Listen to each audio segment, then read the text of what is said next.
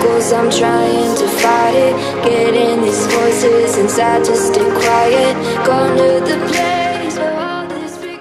E aí, pessoal, vamos começar mais um episódio do podcast O Sócio para todos vocês, né, Boludinha? Sejam bem-vindos. Olá. E qual o tema do podcast de hoje? Hoje a gente vai falar sobre hábitos, emagrecimento, sobre tudo aquilo que vocês prometeram que vão fazer esse ano e eu só quero ver se vão fazer mesmo. E para falar disso, chamamos aqui dois convidados que aparecem pela primeira vez no podcast, mas já foram muito pedidos por vocês, inclusive. É verdade.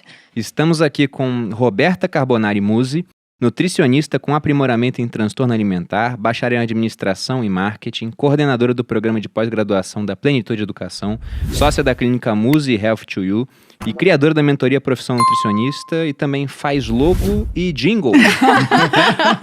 Eu sou aquela menina que fica com a maçã e a pessoa, entendeu? No circo, o dardo, sou eu também, eu fiz isso aí. Obrigada pelo convite, prazer é todo meu em estar aqui. E estamos também com Paulo Musi. Respira. Isso. Marombeiro. É grande aqui o currículo também. Médico especialista em ortopedia e traumatologia, referência na área de desenvolvimento muscular e desempenho esportivo, professor de ciências do exercício da Escola Paulista de Ciências Médicas, professor de pós-graduação da Faculdade Forte, do Instituto BWS, especialista em medicina esportiva e criador da mentoria Interligas e o mais importante, marido da Roberta, né? Esse currículo é importante. A vida começa daí, na verdade. Ainda bem que bom. vocês sabem. Eu sei. É bom que eu tô com hoje, eu tenho um reforço aqui, É né? verdade. Maravilhoso. Mas eu sei que você não precisa de reforço, gente. Eu assisto, eu sigo vocês, sei bem como é a dinâmica. Musi, bem-vindo. Obrigado, Bruno. Um prazer estar aqui, Malu. Muito legal. Bom, e começando, acho que a primeira pergunta seria sobre como surgiu o interesse de vocês por essa área de nutrição, de exercício. Bruno, eu acho que medicina sempre teve na minha vida, né? E é curioso porque acho que a gente pensa outras coisas quando a gente é jovem, policial, mecânico, né? Mas no final das contas, não que medicina seja um chamado, mas para quem tem um nível de empatia diferente com o ser humano, as matérias médicas, né, tudo que está dentro da saúde, então, medicina, educação física, nutrição, psicologia, fisioterapia, as matérias que são de saúde em geral, elas são como se fosse uma sedução, porque, sabe, eu acredito que na vida é importante você ter um propósito moral, que é o que faz você viver mais, inclusive. Se a pessoa ela tem um propósito moral, ela tem uma quantidade de vida e um risco de morte menor do que uma pessoa que, por exemplo, ela tem um colesterol baixo. É uma estrada bem longa. Eu gostei da sua frase, essa questão da missão, né? Eu concordo Vou com guardar isso. essa frase. Eu concordo com isso. Eu aguentei bastante viu? Mas aí você foi fisiculturista também. Você sabe que a gente nunca deixa de ser, né? No sentido de cultivo da forma física, né? O esforço é uma coisa que te leva praticamente adiante em qualquer seara da sua vida.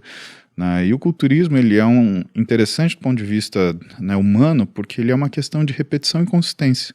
O estudo, o exercício profissional é também uma questão de esforço e consistência. Depois eu vi o professor Cortella falando, né, coerência ética, né? Eu exerço aquilo que eu sou, mais nada, e talvez seja por isso que seja tão natural para mim. Mas, Roberta, porque você chegou à nutrição, né? Porque você fez, então, a administração primeiro. Antes. Vocês vão ver que existe um contraste bem grande. Paulo é romântico, filosófico, quando ele fala da profissão, eu sou uma pessoa extremamente pragmática. Né? Então, assim, Ariana, eu descobri hoje. Total, as pessoas me perguntam, você foi pra nutrição por amor? Você é Ariana? Ela é. Musi. Você sabe da minha dor? É isso. Câncer E aí, perdoa. eu tinha, como ele falou, né, na medicina você tem uma estrada muito longa até a graduação. Eu entrei na administração na época por uma questão de necessidade, então eu entrei primeiro na aviação, passei 2 anos na aviação e a aviação me deu uma grana bem legal para que eu pudesse estudar, escolher, né, qualquer outra faculdade, mas entrei numa multinacional americana que falou, olha, você pode escolher a faculdade que você quiser, nós vamos pagar, mas a faculdade tem que acrescentar para a empresa. Eu falei, o que acrescentaria melhor nessa empresa? E eles deram algumas opções e eu falei, eu vou fazer administração, e aí eu fiz administração, depois eu fiz marketing, depois eu pós-graduei em gestão, tudo por conta, né, pago por essa empresa e fui crescendo dentro dessa empresa. Então, nesta mesma época, Paulo era estudante de medicina. E quando a gente realmente decidiu ficar junto, ele O sonho dele sempre foi abrir uma clínica multidisciplinar e ter profissionais de educação física. Ele começou a atender numa clínica, alugava uma salinha, né? Do Cyrus. Que ele não cabia, ele entrava de lado na salinha. Assim. Coisa maravilhosa, era uma salinha mesmo. E a coisa foi crescendo, ele falou, não, agora eu vou ter meu consultório. Aí a gente montou esse consultório, o consultório em 6 meses, não tinha mais vaga pro ano inteiro. Já tinha rede social forte? Não existia rede social. O que existia era blog, eu tinha um blog que era Performance com Saúde, que eu escrevia. E aí, com o lance desse consultório em andamento, né, eu tava com a minha carreira a mil, eu tinha um plano de carreira sensacional na empresa, eu tinha proposta para ir para fora do Brasil, só que as coisas começaram a ir muito bem para ele. Eu falei, poxa vida, né, eu tô cuidando aqui da empresa dos outros e ele tem uma imensa dificuldade de fazer toda a administração dele e eu entendia por quê, porque ele não conseguia sair da sala. Era um paciente atrás do outro, não tem como fazer tudo de uma vez. Um mau uso do tempo dele também. Exatamente. E ele fazia, assim, uma pós-graduação atrás da outra. Então, quando ele não estava dentro da sala atendendo o paciente, ele estava estudando. E comecei a trabalhar de consultora de moda. Na época, eu fui fazer um quadro no Faro de moda e falei para ele, para eu ficar aqui administrando a clínica, eu preciso de uma faculdade na área da saúde, porque eu não posso dar minha opinião. Não se dá opinião na área da saúde. É um absurdo você dar uma opinião para um cara que estudou 4, 5, 6 anos. E eu via muita coisa que podia ser feita ali, mas que a minha mera opinião não seria válida. Eu falei, já fiz 2 faculdades, vou logo ali, faço nutrição enquanto as crianças estão dormindo, uma no peito, tá tudo tranquilo. Já tinha filho? Já, a Clara no peito. E a faculdade na área da saúde é uma pauleira, né? Uma pancada. É um universo completamente diferente do que eu tinha vivido nos últimos 13 anos da minha vida. No meio do caminho eu falei, cara, eu tô gostando muito disso aqui. E aí quando me apresentaram a área de comportamento alimentar, psicologia, eu falei, agora eu amei isso aqui.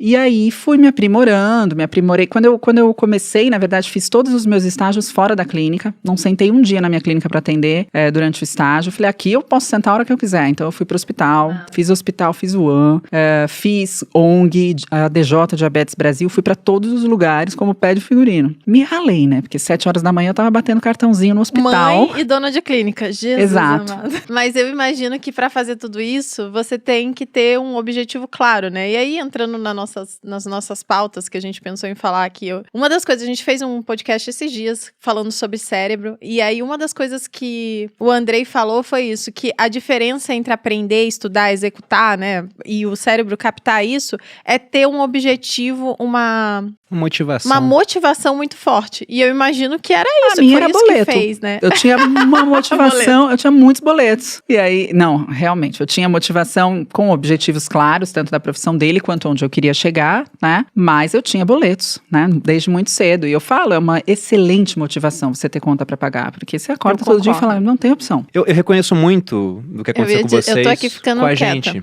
O que significa, na opinião de vocês, ter saúde? Porque hoje a gente faz o diagnóstico, a gente, que eu digo os profissionais de saúde, da doença, né? Mas o que é ter saúde, na opinião de vocês? Muito bom o que você falou, né? Porque é muito difícil você diagnosticar a saúde, falar, pronto, você está saudável, né? Avaliei tudo e sinto que você está saudável. Se a gente for olhar o que falam todas as diretrizes, organizações, né? Seria um completo bem-estar físico e mental. E aí eu pergunto, quem é esse ser? Se você conhecer algum, me apresente, porque dificilmente, né, um ser humano com tudo que ele lida e com tudo que ele precisa entender, inclusive para se sentir saudável, dificilmente ele estaria num completo e total bem-estar físico e mental. Eu também não concordo que a ausência de doença seja simplesmente o que determina a saúde. E o que eu entendo hoje, atendendo em consultório, né, já há algum tempo, é que é muito específico o que é ser saudável para cada um, sabe? Então, por exemplo, para o Paulo, se ele não conseguir acordar, fazer o treino dele, subir na bike, comer, ele não se sente saudável, mesmo que eu tenha um exame dizendo, você está completamente saudável. Somos 2, então. Que é o que as pessoas usam muito hoje, né? Exato. O pessoal às vezes eu estou saudável. Muito acima do peso, mas mostra, olha só. Eu estou tirar saudável. 10 no exame. Tirou Exato. 10 no exame, tá lindo. Eu gosto muito de um estudo que mostra, né, o Blue Zone, não sei se você já leu sobre esse estudo, que fala exatamente quais são os pilares que trazem aí mais longevidade, né, que realmente são aí a longo prazo o que determinou a saúde dos centenários, né? Esse estudo, para quem não conhece, ele fala onde as pessoas viveram mais e melhor Exato, mundo, né? eles Vários mapearam lugares, os locais onde esses centenários viviam para verificar o que fazia essas pessoas, né, viverem por tanto tempo de uma forma tão saudável. Muitas vezes, porque não existe uma saúde, né, você vai falar saudável, de 0 a 100, quão saudável, né? Então existem, acho que, níveis de saúde e é muito, muito particular. Então eu acho que saúde, dentro do que eu estudo e que eu observo, é justamente funcionar, né? Mas funcionar bem e se sentindo bem, né? E que tem muito a ver com o fato dele conseguir acordar e subir na bicicleta, independente dos exames dele estarem bons ou não, né? E o mais curioso do Blue Zones é que eles viram lá que uma das características de quase todas as pessoas é que elas tinham afeto, elas tinham uma rede emocional, exato, um relacionamento muito grande, o que as pessoas hoje em dia estão também deixando a desejar. E muitas coisas que as pessoas estão deixando a desejar, né? Vivem próximos aos familiares, né? Então, por exemplo, os idosos, esses centenários, eles estavam junto à família e não afastados em algum lugar, sendo cuidados por alguém, por um desconhecido. Eles mantinham esses laços, né? Eles se movimentavam naturalmente. Hoje, quem se movimenta naturalmente, né? Você desce escada para... Ninguém me desceu a escada para me buscar, né, Eduardo? Não foi isso que aconteceu. A gente não faz isso no dia a dia, né? Além de ter uma alimentação super natural. Quem quiser consegue simular. Exato, é possível simular. Quer, né? Então, mas é essa questão. Hoje em dia, estar saudável é criar estratégias para que você funcione, porque não é mais natural esse ambiente. A gente está muito distante do que a gente foi projetado para fazer. Tem uma frase do Hipócrates, que eu inclusive citei num podcast há algum tempo, onde ele fala que nós perdemos a saúde à medida que nos afastamos da natureza. Eu tava procurando aqui, eu não sei se está correto o que eu achei, mas você falou do Blue Zone, eu fui procurar esses 9 pilares. Eu vou falar aqui, se tiver algum diferente, você me corrige, por favor. Alimentação saudável, equilíbrio alimentar, alívio do estresse, convívio social, consumo de resveratrol. Não. Não? Não. Achei uma outra. Deve ser alguém já enviesado aí no... Custa uma taça de vinho, né? Ômega 3 Consumo de resveratrol, marca tal, né? Mas ele continua. Fazem parte de grupos saudáveis, possuem e praticam algum tipo de religião, possuem senso de propósito. Que é aquilo que a gente falou do ter um porquê, né? O propósito, religião, a fé, né? Afeto, então, muita alimentação saudável, atividade física, se mover naturalmente. Eu não vou lembrar de cabeça os 9, mas eu posso depois deixar pra gente colocar o link do artigo, que é muito legal. Mas muita coisa aqui, então, vem de relacionamento também com outras pessoas. Não é só, como você falou, né, índices num papel. Exatamente. E é aquilo também, né? Eu atendo pessoas que têm esses índices num papel muito bons, estão em busca de emagrecimento, de mudança estética, de qualquer questão, e estão extremamente não saudáveis mentalmente, né? E emocionalmente. E a busca por saúde vem daí. Mas, por exemplo, como identificar, assim? Porque só o exame no papel não é suficiente. Não. O cara pode ter lá um exame muito bom e você vai avaliar clinicamente e você fala, nossa, esse exame é dessa pessoa, vocês se surpreendem muito às vezes com isso. Um cara que clinicamente parece que não tá legal, mas o exame dele tá ótimo. Isso é o comum, na verdade. É o comum? É o comum. Mas se você não examinar esse paciente, corre muito risco de você pegar algo que apareceu no exame, mas não é o que causa a dor dele. Então, indo por esse lado, até pra gente amarrar essa conversa de saúde, eu e a Roberta concordamos que muito da saúde é uma percepção pessoal de cada indivíduo. Né? Você começa a colocar algumas coisas que é a situação que nós vivemos, porque o homem é um ser social, ele não vive dissociado de conexões. Né? Vocês falaram do estudo, e esse estudo ele fala o quê? Ele coloca justamente a importância dessas conexões. Né? E não só isso, uma série de outros que relacionam quantidade e qualidade de vida, condição de saúde e interações sociais. Outros avaliam o que é o bem-estar do ser humano de acordo com as interações sociais que ele tem. Né? E aí a gente traz para esse momento presente você que trouxe a questão das redes sociais, que eu acho fundamental. Por quê? Porque nós somos uma sociedade em transição. Nós conhecemos o que é a capacidade de comunicarmos à distância, mas não estabelecemos as regras que nós temos, por exemplo, daquilo que é o que a gente permite que aconteça dentro da nossa casa. Quando você convida uma pessoa à sua casa, você tem coisas que você faz para ela, tem coisas que você espera dela e tem coisas que você não toleraria dela. Ao mesmo tempo, essa pessoa que chega à sua casa, ela tem expectativas em ser recebida e ela tem noção de que existem limites que têm de ser respeitados. Mas quando a gente olha, por exemplo, aquilo que a gente vive e transporta isso para o que a gente vê na rede social, o que se fala sobre obesidade, o que se fala sobre alterações de padrão alimentar, o que se fala sobre beleza, porque até então a beleza era uma questão meramente estatística. Se 10 pessoas achavam que aquele homem ou aquela mulher era bonita e 12 pessoas achavam que outro homem ou outra mulher eram bonitos, logo essa pessoa que tinha maior número de admiradores era considerada deixada mais bonita. Agora, a história não se processou dessa forma. Os padrões de beleza na Idade Média, eles eram de mulheres acima do peso, porque aquilo significava fertilidade. Quando você começou a caminhar, Renascimento, as mulheres ainda eram mais cheinhas, mas tinham mais curvas. Você chegou na década de 60 e 70, que você começou a ter a formação de uma mídia, você começou a ter uma mostra do que era a forma da mulher magérrima por causa da moda, procurando gerar beleza. Mas a beleza, tanto quanto a saúde, é uma questão muito subjetiva. Pensa só, a gente está vivendo uma época de comportamento. O que você observa na rede social, que é justamente aquilo que a gente estava falando agora? A rede social, você começa a procurar outras formas de belo e sedutor. Hoje, beleza é educação, sedução é inteligência. Então você olha para uma pessoa com formas que às vezes nem são aquelas que você acha clássicas, mas educação e inteligência te seduz e te leva num outro padrão. Tô falando de beleza clássica, de formato. Dando música, o que você acha que é saúde? Comportamentos, hábitos saudáveis, eles compõem não só a saúde do indivíduo, mas a saúde coletiva. E pessoal, olha na internet, olha o Twitter. Você acha que aquilo é saúde? Não. Tá tudo fodido. E é aquele negócio, né? Estar saudável e ser saudável, eu acho que também merecem aí uma separação, né? Pessoas que são saudáveis, pessoas que estão saudáveis. Eu conheço pessoas que estão passando por uma doença e estão vivendo de uma forma extremamente saudável, percebe? Então eu acho que é isso, né? Comportamento e... Então é difícil, assim, saudável ou não saudável ser um diagnóstico. Eu fico pé da vida quando isso acontece com a alimentação. Eu conto uma história a respeito da alimentação, por exemplo, Malu, se eu disser aqui pra você, trouxe um bolo pra você. Esse bolo, ele tem farinha branca, leite condensado, brigadeiro, granulado. Ele tá aí? Ele é Por favor, entregue. Ele é saudável ou não saudável? Olha o sangue militar. Depende do quanto você vai comer, qual a frequência que você vai comer isso. Não, você vai comer o bolo agora. Eu quero que você olhe para esse bolo e diga. Eu falaria que ele como não alimento. É saudável. Muito bem. Aí eu conto para você a história de Maria, uma menina que aos 10 anos teve uma depressão muito forte, foi tirada da escola, foi colocada em homeschooling. A única pessoa com quem ela conversava era a melhor amiga da escola. Ela fazia FaceTime com essa amiga para tentar animá-la. A amiga fazia isso toda noite, junto com a mãe.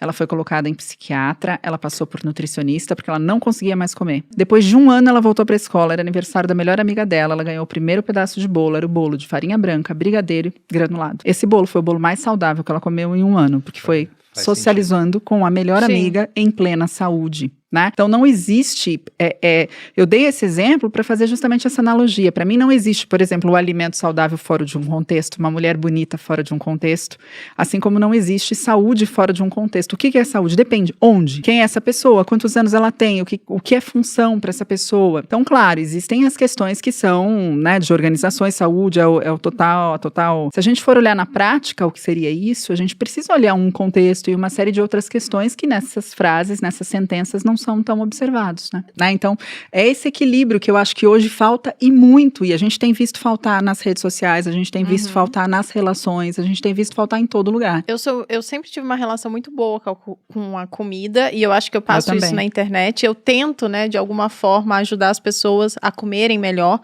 mas eu não gosto, e teve uma época, um tempo atrás, que teve muitas ondas de dieta, né? Eu comecei, por exemplo, na internet com a onda da low carb. Eu me apaixonei por low carb, e aí eu fazia low carb, e aí eu ensinei todo mundo a fazer low carb, e isso foi tipo um blue mind, sabe? E foi realmente muito legal, mas depois eu descobri, cara, isso é quase uma seita. Quando você se apaixona pelo negócio, acabou e você só fala disso, e só aquilo é certo, e você não consegue definir se as pessoas são diferentes para cada pessoa, né? Por exemplo, Imagina o Muzi no low carb. Exatamente, um atleta não precisa fazer low carb, né? Uma mulher que é muito magra não precisa fazer low carb. E, enfim, várias coisas, dependendo de saúde. Tinha o pessoal da no carb também. E tinha o pessoal que entendia, desvirtuava tudo. E esse é o grande problema, né? Quando você é profissional da saúde, você é responsável pelo que fala e pelo que as pessoas entendem. Exatamente. E não só pelo que você fala. E aí, depois da low carb, teve antes, né? Acho que com também muito aquela estética de atleta, de zero gordura, que veio antes disso. disso, o pessoal comia nada de gordura, então era o low fat total. E teve várias fases, e aí depois dessa fase teve aquela que pode comer tudo. Flex?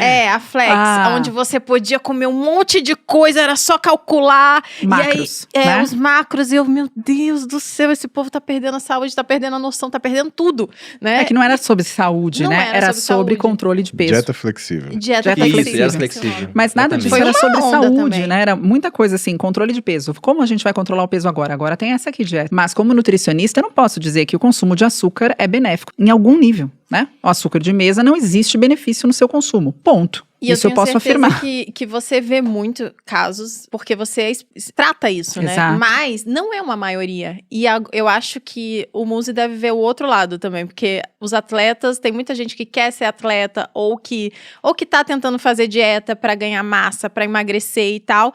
E aí a pessoa quer comer tudo, né? Ela é uma criança mimada, como eu costumo dizer. Por exemplo, o próprio DSM, que vai de 0,4% a 1,6%. O que é o DSM, Renan? É o manual, né, de diagnóstico estatístico de psiquiatria, que classifica esses transtornos psiquiátricos. O transtorno alimentar é um transtorno psiquiátrico. Né? Então começa por aí. Não é simplesmente uma forma de comer diferente, é um transtorno psiquiátrico, tem características extremamente específicas, tem predisponentes bem específicos, tem uma questão genética envolvida muito forte, né? De transtornos psiquiátricos de forma geral, não necessariamente alguém que tem um familiar próximo com um transtorno alimentar, mas sim com um transtorno psiquiátrico pode ter uma chance, um risco maior, né? Tanto que minha anamnese sempre tem, você tem algum parente próximo, né? Pai, mãe, avós com transtornos psiquiátricos, principalmente quando a pessoa tem uma sistematização muito severa com a alimentação. Mas a prevalência, perceba, ela é muito pequena, né, na população. Dentre os adolescentes, essa prevalência já sobe bastante. Dentre os atletas, chega a 50%.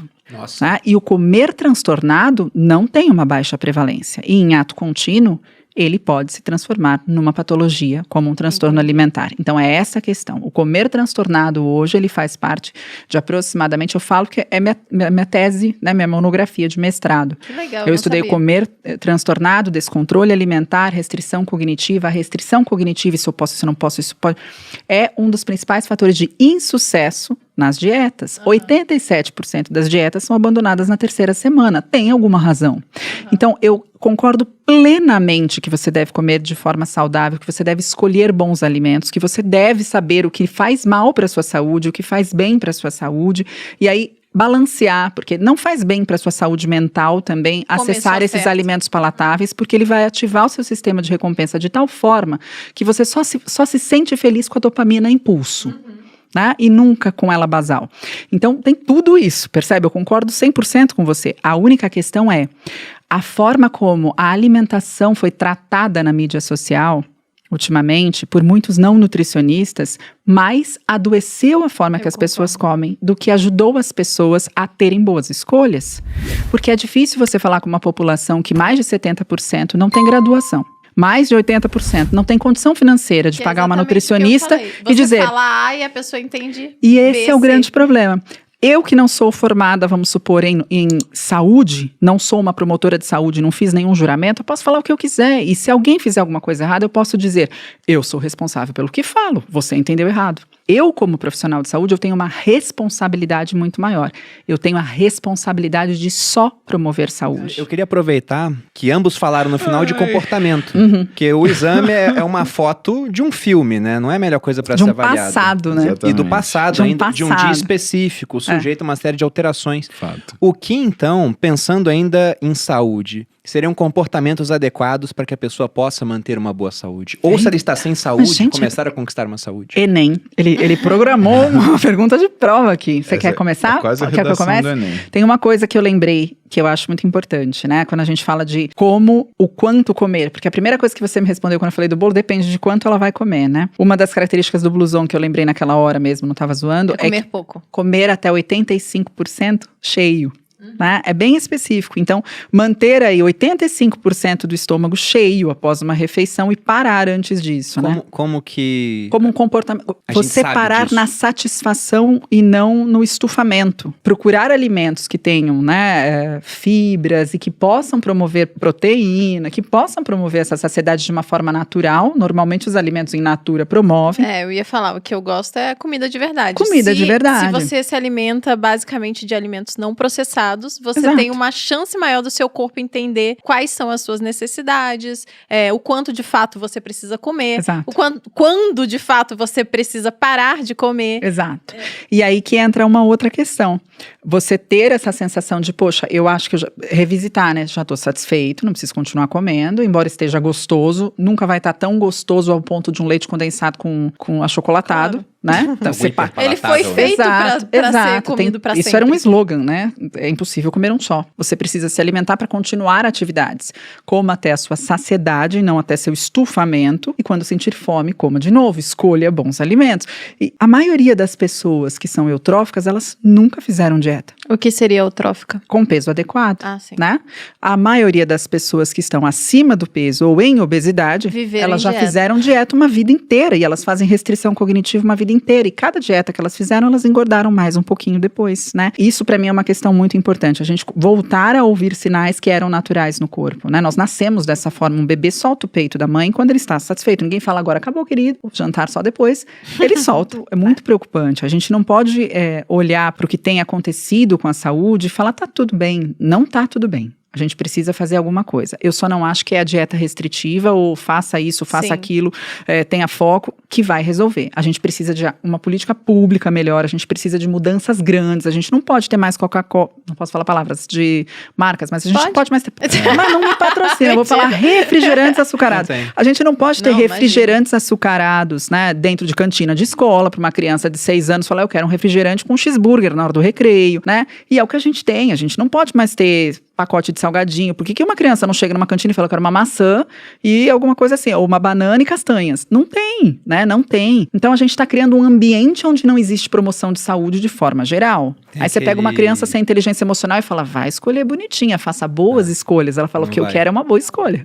E vimos a importância da alimentação. Ninguém discute. E exercício? É subestimado ou não? Porque tem muita gente que fala, a alimentação é mais importante numa dieta. O exercício tem um papel fundamental? Qual a opinião? Eu enxergo as coisas, Bruno, meio como se fosse um algoritmo. Eu acho que tem 2 coisas importantes. Primeiro, quem é o indivíduo? E segundo, qual é a ação? Do indivíduo, você olha a identidade e o propósito. Da ação, você olha a função e a recorrência. Tanto na alimentação quanto no exercício físico, o que você vê hoje mais comum são pessoas que apresentam dissociações entre a identidade, entre o propósito, entre a função e a recorrência. Eu vou te dar 2 exemplos que são fáceis da gente observar e que são exemplos profissionais, né? Pessoas que elas são até, de certa forma, dicotômicas à medida que elas têm estruturas de vida completamente diferentes. Vou te falar da Gabi Garcia, que é uma tremenda lutadora e que durante uma fase do nosso acompanhamento, ela precisava perder um determinado peso. Porque o esporte exigia, porque a situação exigia. E ela sempre sentava comigo e brigava e falava assim, não, porque eu tô fazendo a dieta. Eu falei, Gabriele, você não tá fazendo a dieta, é óbvio que você não tá fazendo a dieta. Aí um dia ela falou assim pra mim, porque eu não aguento, eu chego domingo, eu quero fazer 1 quilo de macarrão e comer 1 quilo de macarrão. Eu falei assim, então vai chegar o dia, nesse domingo, que você vai sentar, assistir a TV, vendo uma menina que você podia vencer ela facilmente, mas você preferiu ficar comendo 1 quilo de macarrão. Porque é isso você agora. Esse é o teu propósito? A conversa foi muito mais longa, mas existem trechos que são particulares. Ela gravou essa conversa e ela fala pra mim, Paulo, até hoje, às vezes eu pego essa conversa e eu escuto o que você me falou. Então, em todos os momentos das nossas vidas, nós estamos discutindo muito internamente e muito verdadeiramente quem nós somos, o que nós queremos, como faremos isso. E isso é importante porque isso dá razão ao quê? Aquilo que é a nossa vida. O que é a nossa vida? É a recorrência com que a gente faz isso. Então importa não aquilo que você está fazendo, mas a razão pela qual você faz. Completamente. E isso é importante você entender no quesito identidade, porque o exercício ele tem que refletir quem você é. E quem você quer ser também, né? Eu falo para os meus pacientes pacientes o seguinte: o que é melhor para você? Uma vida destinada para o teu físico ou um físico que serve para tua vida? Porque o atleta, ele também tem aquela mentalidade de fazer sempre aquilo, fazer sempre aquilo, fazer sempre aquilo. E isso, né, no Brasil é difícil porque a gente não teve uma formação esportiva rica, né, que nem, por exemplo, você teve em países como a União Soviética, né, Estados Unidos, né, você pergunta pro cara, como que você pagou a faculdade de Harvard? Ele jogou futebol. Aqui nem né? na escola a gente tem educação física Na mais, Rússia, né? o sujeito ele começa a treinar com 5 anos de idade, né? Você tem determinadas faculdades na Rússia que, assim, da faculdade, enquanto no Brasil você está discutindo, por exemplo, a faculdade de medicina, quem vai ganhar a intermédia, as faculdades na Rússia, elas estão discutindo quem que vai trazer a maior quantidade de medalha de ouro. Uma faculdade tem mais medalha de ouro do que o país inteiro, o nosso país inteiro. É esse o nível. Então, falta uma maturidade atlética. Então, quando se faz aquela crítica que o Brasil não é o país do esporte, é o país do futebol, é verdade. Não, total. A gente já ouviu o podcast seu. E eu queria chegar num ponto. Você estava falando com ele sobre treino, que você tem uma rotina de treino, tudo, acorda cedo, tem uma rotina de trabalho muito pesada. 4 anos, tá? Faz tempo. Eu não sei se faz tudo isso, mas já faz tempo. Então você falou, cara, eu acordo cedo, trabalho pra caramba, eu treino, e aí vocês tiraram um tempo de férias. E aí você nas férias dormiu mais e ganhou não sei quantos quilos a mais de massa. Bahia. Então, foi engraçado, foi Bahia, porque como eu dormi mais, chegou no final da semana, eu tinha ganhado 10 quilos. 10 quilos. E a Roberta falou assim, o que você tá tomando? Eu falei assim, bom, só se for pó de pilim-pim-pim, né? Porque em 10 quilos, em 7 dias ganhar 10 quilos, né? Não faz o menor sentido, mas é o fator sono. O que aconteceu? Eu tava dormindo 2 horas a mais por dia. Né? Só que 2 horas a mais em 5 dias são 10 horas. Ou seja, eu tava dormindo quase 2 dias a mais por semana. Nossa. Porque eu dormia, às vezes eu durmo de 4 a 5 horas por noite. Que, assim, acontece. Mas é no sono que você tem a homeostase da testosterona, gente, do GH. Então, os assim, hormônios melatonina, tudo que vai levar aí a uma recuperação física, a uma síntese muscular, né, mais adequada, dependem dessa qualidade do sono. Tem estudos que mostram que abaixo de 7 horas, por exemplo, de sono, você já tem um prejuízo hormonal, uma mudança hormonal. O sono é um fator não só essencial para essa regulação hormonal que vai acontecer, quanto para o comportamento alimentar. Sim. Minha monografia da faculdade foi comportamento alimentar e restrição de sono. Quem dorme bem tem menos fome. Exatamente. Quem dorme bem tem menos fome. Só que é uma curva em U. Dormir muito pouco traz esse desbalanço e dormir muito também, né? Então, também estudos mostram a mesma coisa com pessoas que passam 12 horas dormindo e tendo as mesmas alterações aí negativas, né, no corpo. Tá, foi um prazer receber vocês aqui. Prazer Espero nosso. que tenham gostado. E adorei. Pro pessoal que está assistindo, onde que eles encontram vocês em rede social para continuar aprendendo sobre isso, nutrição, exercício, toda essa parte de hábitos? No Instagram eu tô como @Roberta Carbonari e tenho o perfil também junto com a doutora Ana Paula Carvalho, que é psiquiatra, @psiquiatria nutricional. E é isso. Encontra lá. E o seu, Muzi? Pra irritar a Roberta é o @Paulo Muzi. Pronto, só isso. E no YouTube Tem também, YouTube Paulo também. Muzi. Onde estão as lives? Porque aí fica fácil pro É. pessoal procurar por assunto, né? Que o Instagram é ruim pra indexar, o YouTube faz isso muito bem. Exatamente. Inclusive eu falei pra ele sobre hábitos, né? Ele é sinistro, porque todo dia de manhã tá ele lá em cima da bike fazendo Você faz uma live todo dia? Todo dia. Caramba. Os nossos convidados, novamente, muito obrigado. Obrigada a vocês adorei. pelo convite. Adorei Pessoal, também. espero que tenham gostado. Um grande abraço e até a próxima. Beijos.